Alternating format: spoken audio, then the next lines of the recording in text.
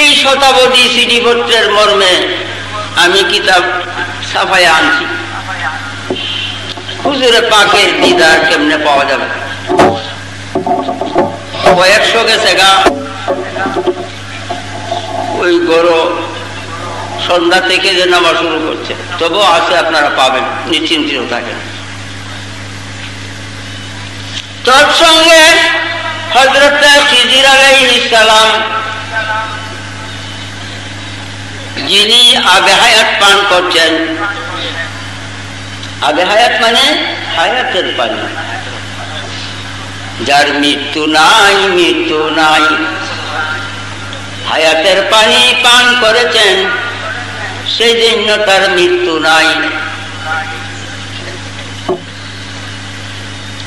তিনি মুসা আলাইহিস সালামের যুগের জবরদস্ত ওলি, তিনি নবী না।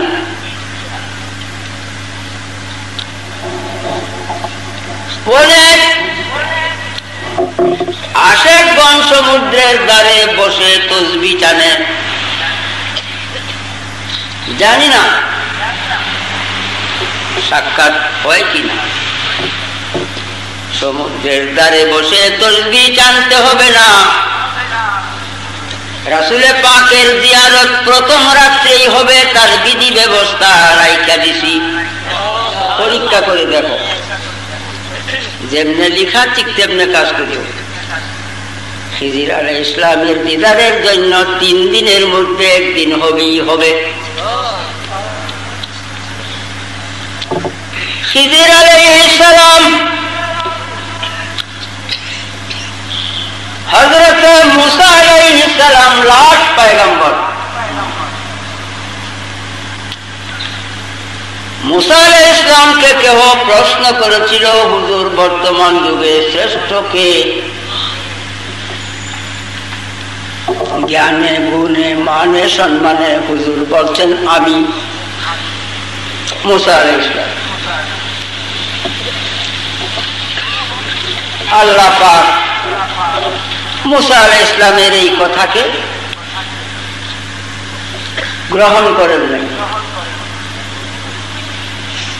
তখন আল্লাহ পাক বলেন, হে মুসা, জ্ঞান গুণ শিক্ষার জন্য তোমার বহু বাকি আছে।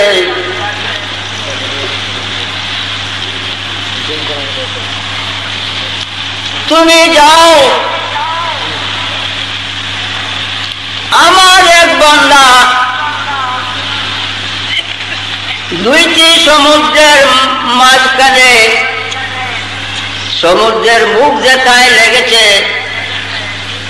ওই বান্দার সাথে যায়া তুমি ওই জায়গায় সাক্ষাৎ করো, কিছু শিক্ষা লাভ করো। এই যে দেখেন কুরআন,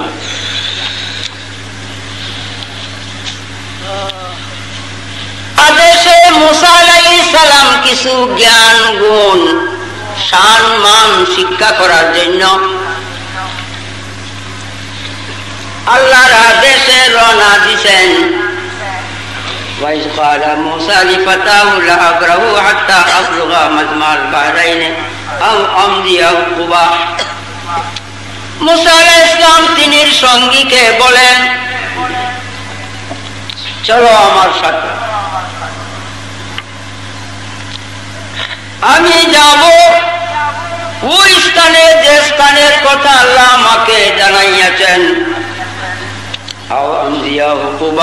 যদিও দীর্ঘদিন লাগবে, যতদিনই লাগুক না কেন আমি যাইতেই থাকবো, থামবো না, যতক্ষণ পর্যন্ত আল্লাহর ওই বান্দার সাক্ষাৎ আমি না পাই, যার কাছে আমার কিছু শিক্ষার বিষয় রয়েছে।